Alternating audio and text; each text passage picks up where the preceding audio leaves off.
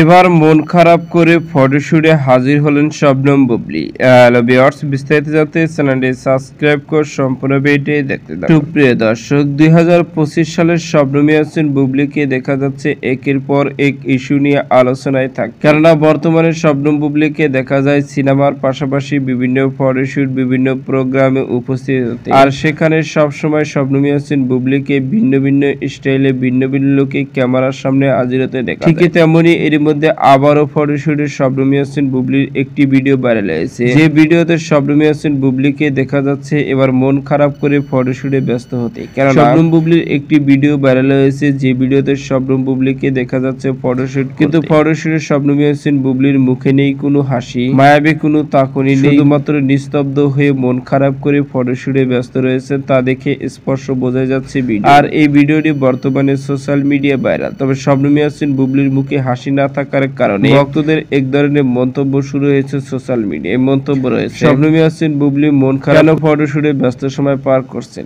এই নিয়ে চলে সোশ্যাল মিডিয়ায় নানা রকম গুঞ্জন। এদিকে জানা গেছে শবনম বুবলী একের পর এক সিনেমায় কাজ করছেন গোপনে, একাধিক সিনেমায় কাজ করার কারণে একাধিক লোকে নিজেকে তৈরি করে। তো সুপ্রিয় দর্শক, ভিডিওটি আপনার কাছে ভালো লাগলে একটা লাইক দিন। নিত্য নতুন ভিডিও আপডেট পেতে চ্যানেলটি সাবস্ক্রাইব করুন। অসংখ্য ধন্যবাদ পুরো ভিডিও উপভোগ করার জন্য।